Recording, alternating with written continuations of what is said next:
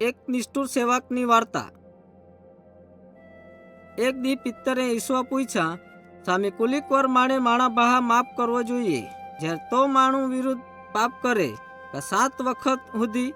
ઈશ્વએ આખા 7 વખત નાય પણ 70 ગણી 7 વાર। એ રીતે ઈશ્વએ તો અર્થ દર્શાવ્યો કે આપણે હંમેશા માફ કરવા જોઈએ। પાછી ઈશ્વએ એ વાર્તા આખી। ઈશ્વએ આખા પરમેશ્વરના રાજ્ય એક રાજા જहाँ हो जा जो પોતાએ સેવક હાથે હિસાબ કરવું માંગે તાણા એક સેવકે એક વિશાળ દેવા લેધા જાણા મૂલ્ય 2 લાખ વરીના પગાર જુલા હતા।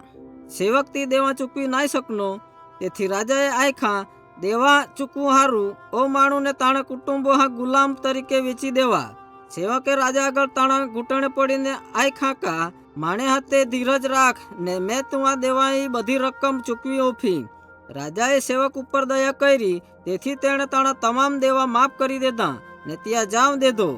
જ્યારે તો સેવક રાજા પાસેથી નીકળનો ત્યાર તો તાણા સાથી સેવકા મિળનો જાણે ઉપર 4 મહિના પગાર જોલા દેવા હતા। સેવકે તાણા સાથી સેવકના ગણા ધરીને આખા માણે પાસેથી લીધેલા પૈસા માં ચૂકવી દે।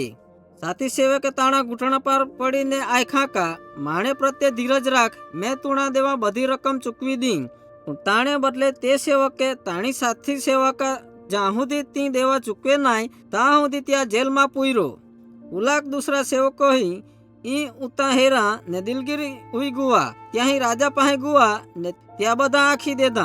राजाए सेवका हाई दो ने आखा हे दुष्ट सेवक मैं तुणा देवा माफ कर्या कारण का तुए विनंती करी तुणे पूर्ण तहांज करवा जोईए थता। राजा वधारे गुस्से उनो ने ज्यां हुदी बधा देवा चूकवे नाय તાં સુધી તો સેવકા જેલમાં પૂરી દેધો। પાછી ઈશ્વએ આખા तुमणे भा हृदयथी माफ नाय करा तो माणो स्वर्गीय पिता पण तुमणी दरेक हाथे तहांज करी।